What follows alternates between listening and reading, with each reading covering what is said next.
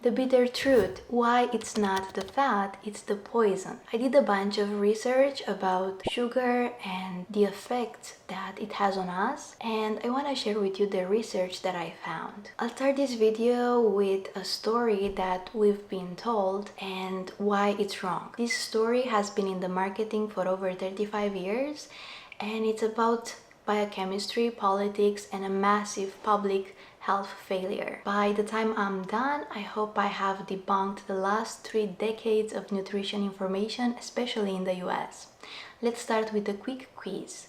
What do the Atkins diet and the traditional Japanese diet have in common? On the surface, nothing. Atkins is all fat and no carbs. The Japanese diet is all carbs and no fat. Yet they both work for weight management. Why? Because they both share the critical factor. They eliminate the sugar known as fructose. We talk about the obesity epidemic, but look at the data. We aren't just seeing more obese people, the entire population's weight curve has shifted. On average, today we all weigh 25 pounds more than we did 25 years ago. Now, people really love to blame the genetics, but our gene pool didn't change in 30 years. Our environment did. We've been taught the first law of thermodynamics as a moral failing. If you eat it, you better burn it or you'll store it. This frames obesity as a result of gluttony and sloth. But I'm here to tell you that's the biggest mistake in modern medicine. Obesity isn't a choice, it's a biochemical process. We have an epidemic of obese 6-month-olds. You cannot tell me that a 6-month-old is a glutton or lazy. There is a biochemical force driving energy storage, and today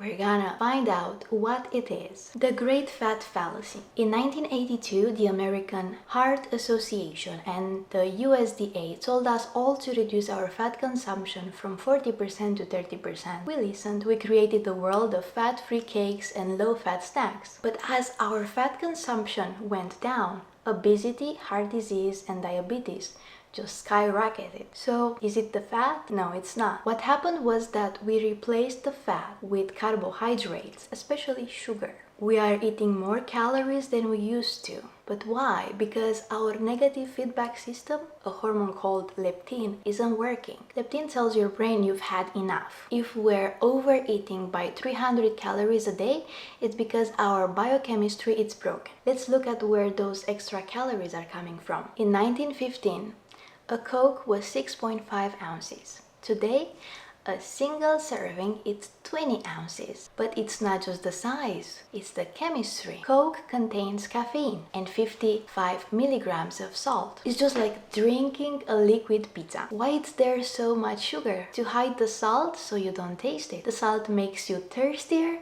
the caffeine makes you go to the toilet, and the sugar just masks the salt so you keep drinking. Is corn fructose worse than canned sugar? Economically, yes. Biologically, they are essentially the same. They both contain fructose, and fructose is a poison. Notice the differences. Glucose is a 6-membered ring, fructose is a 5-membered ring. They are not metabolized the same way. Glucose is the energy of life. Every cell in your body can use it. Fructose, however, can only be processed by your liver. We went from eating 15 grams of fructose a day from whole fruits to 75 grams or even more. We are being poisoned by the sheer volume. This didn't happen by accident. It was a perfect storm of 3 political wins. 1. Nixon. In 1972, the government wanted food to be cheap to keep it off the political table. 2nd, the invention of HFCS. It was cheap, stable, and it found its way into everything, from hamburger buns to barbecue sauces. When the food industry took the fat out, the food tasted like cardboard. To make it palatable, they dumped in the sugar. The war on fat was based on a logical fallacy. Scientists found that dietary fat raises LDL, which is the bad cholesterol, and that LDL correlates with heart diseases. They assumed that by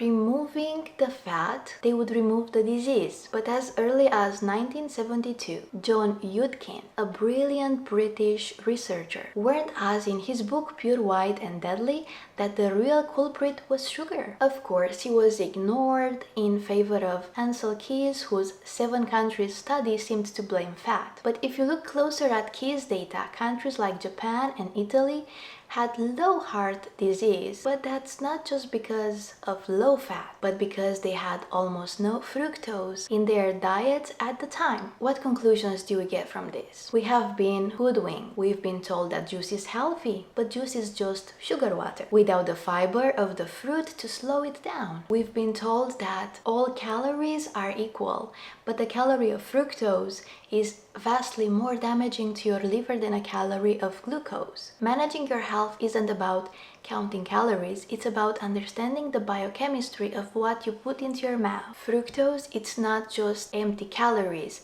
it is a chronic dose dependent liver toxin. The great low-fat lie. Most people think that low-fat craze of the 1980s was based on solid science. It wasn't. It was based on a massive statistical error by a man named Ansel Keys. Keys claimed that heart disease was caused by saturated fat, but if you actually look at his raw data, there was a glaring problem. Whether people ate high fat, they were almost always eating high sugar too. Think about a donut. It's loaded with fat, right? But it's also loaded with sugar. Keys never separated the two. He didn't do the math required to see which one was actually killing us. He just blamed the fat and ignored the sugar. And because he's no longer with us, we're left with a 30-year legacy of nutrition policy that has a hole in its size of a battleship. The LDL shell game. We've been told for decades that LDL is the bad cholesterol, but it's not that simple. There are actually 2 types of LDL. The pattern A, these are large and buoyant. They are like beach balls floating in a stream. They're too big to get stuck in your artery walls, so they don't cause block. The pattern B, these are small and dense. These are the lethal pellets. They sink, they get trapped under your vessels walls, and they start the fire that leads to heart disease. Here's the kicker. Dietary fat raises the harmless pattern A. It's carbohydrates and sugar that raises the deadly pattern B. When we went low fat in 1982, we did the worst thing possible. We took out the fat, which made the food taste like cardboard, and the food industry replaced it with sugar to make it palatable. We traded large buoyant LDL for small dense LDL. We didn't make ourselves healthier, we just changed the way we got sick. Fructose, the alcohol without the buzz. To understand why this is so dangerous, you have to look at the biochemistry. Let's compare 120 calories of glucose, like white bread, with 120 calories of fructose, like the sugar in the soda. When you eat glucose, every cell in your body can use it for energy. Only about 20% of it hits your liver. Your liver converts it into glycogen, which is a completely safe, non-toxic energy storage. Your brain sees the insulin spike and says, hey, I'm full, stop eating. But fructose, it's a totally different animal. Fructose is processed only by the liver. It doesn't stimulate insulin, which means it doesn't shut off your hunger hormone, ghrelin. It also doesn't signal your brain's fullness hormone, leptin. This is why you can drink a 20 ounces soda and still feel hungry, enough to eat a full meal. Your brain literally doesn't know you just consumed 250 calories. In fact, the way your liver handles fructose, it's almost identical to how it handles ethanol, alcohol. Alcohol is just fermented sugar. When you dump a high dose of fructose into your liver, it creates a traffic jam of energy converted directly into liver fat. As your liver struggles to process all that fructose, it creates a waste product called uric acid. Most people associate uric acid with good, but it does something much more invisible and dangerous than that. It blocks the enzyme that keeps your blood pressure low. When uric acid goes up, your nitric oxide goes down and your blood pressure skyrockets. We are currently facing a national epidemic of hypertension and metabolic syndrome. which is just a fancy name for the combination of obesity, diabetes, and heart disease. We've removed the fiber from our food because it's fast and shelf stable, and we've replaced it with a metabolic toxin that our livers weren't designed to handle in these quantities. We haven't just messed up our food supply, we've poisoned it on purpose. And we have to know this, and we have to change it. The chemical truth about sugar, the great substitution. Think about a sports drink. We're told it's for athletes, right? And it's true. If you run 26 miles, high fructose corn syrup helps your liver refuel faster than anything else. But let's be real, who's actually drinking it? It's not marathon runners, it's kids. In the early 90s, the big soda companies realized they couldn't market a salty recovery drink to the masses because, frankly, the original stuff tasted just like sweat. So what did they do? They just hit it with a massive dose of sugar. We took a specialized medical tool for athletes and turned it into a daily beverage for toddlers. The new fat marketing machine. Here is the chemical reality. When you eat a piece of white bread, glucose, your whole body uses it. Only a tiny fraction hits your liver.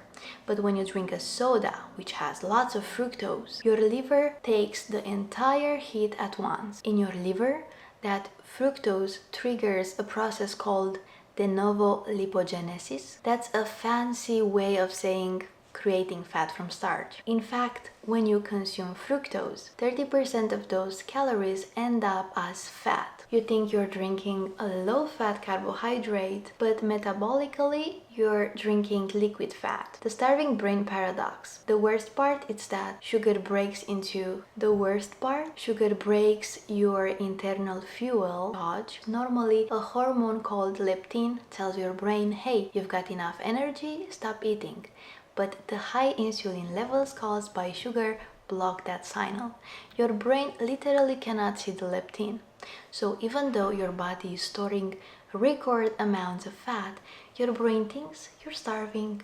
You aren't overeating because you're lazy or weak-willed. You're overeating because your brain is receiving famine sign in the middle of a feast. Alcohol without the buzz. If I gave a child a beer, I'd be arrested, right? But I give them a Coke, that's a treat. Chemically, the liver handles them almost exactly the same. Both cause fatty liver, both cause high blood pressure, and both drive the metabolic syndrome that is currently crushing your healthcare system. Fructose is ethanol without the buzz, the natural antidote. So why is fruit okay? Because nature never provides the poison without the antidote. That antidote is fiber. Sugar cane is basically a stick of wood. In nature, sugar is locked inside the fiber matrix. Fiber does three things. It slows down absorption so your liver doesn't get overwhelmed. It feeds your gut bacteria, the fat or fart choice. It triggers your fullness signal faster, and when we process food, we strip the fiber away to make it shelf sustainable. We are effectively removing the safety belt from the car and then wondering why the accidents are so fatal. The reality check. The government won't save us from this. The FDA only regulates acute toxins, the stuff that kills you today. They don't regulate chronic toxins, the stuff that kills you in 20 years. A calorie is not just a calorie. Glucose is the energy of life. Fructose is a metabolic toxin. We've been told for 40 years to eat less and exercise more, but that doesn't work if the fuel you're putting in the tank is breaking the engine. It's time to stop looking at sugar as empty calories and start looking at it from what it actually really is. It's a chronic hepatotoxin.